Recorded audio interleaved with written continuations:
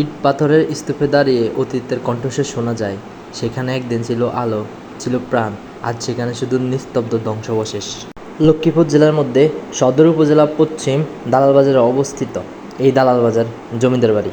প্রায় 400 বছর আগে এই জমিদার বাড়িটি জমিদার লক্ষ্মীনারায়ণ বৈষ্ণব প্রতিষ্ঠা করেন। তার আদি নিবাস ছিল ভারতের কলকাতায়। পরবর্তীতে তিনি লক্ষ্মীপুরে এসে এই জমিদারির সূচনা করেন। তাই অনেকের কাছে এটি লক্ষ্মীনারায়ণ বৈষ্ণবের বাড়ি হিসেবে পরিচিত। বর্তমানে দালালবাজার জমিদার বাড়ি হিসেবে পরিচিতির কারণ হচ্ছে তার বংশধররা ব্রিটিশ শাসনামলে এই অঞ্চলের বাণিজ্যিক এজেন্ট ছিল।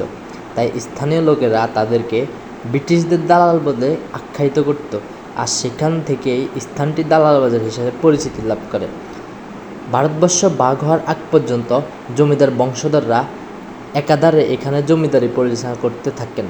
পরবর্তীতে নোয়াখালীর লক্ষ্মীপুরের সাম্প্রদায়িক দাঙ্গার সময় তারা এই জমিদার বাড়িটি অন্যথায় ত্যাগ করে চলে যান, আর এভাবেই এই জমিদারের বংশ জমিদারি সমাপ্তি ঘটে। বর্তমানে ভ্রমণ পিপাসু প্রেমীদের এই বাড়িটির রাজকীয় প্রবেশদ্বার, অন্দরমহল ও সানবাঁধানো পুকুরঘাট পর্যটকদের বিমোহিত করে। এই বাড়িটি 5 একর জায়গার উপর প্রতিষ্ঠিত।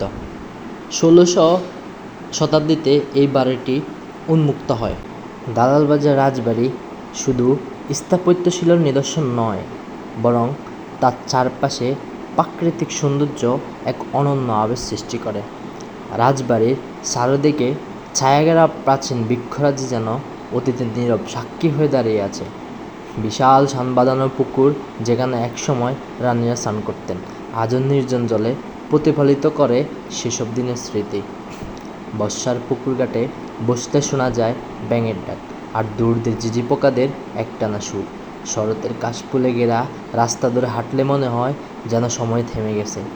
গ্রীষ্মের গাছে শীতল প্রান্তিক দেয়, আর বসন্তের রাজবাড়ির চারপাশে রঙিন হয়ে ওঠে কৃষ্ণচূড়া আর ঝাড়ুর ফুলে। সকালে পাখির কালকাকলি আর সন্ধ্যায় ঝিঝি পোকাদের ডাক রাজবাড়ির পরিবেশকে করে তোলে মায়াবী ও ভাবগম্ভীর। এই রাজবাড়ির প্রাকৃতিক পরিবেশ কেবল চোখের শান্তি দেয় না, হৃদয়কেও ছুঁয়ে যায়। একই সঙ্গে এই প্রকৃতির মিলনবন্ধনে এক অতুলনীয় নিদর্শন।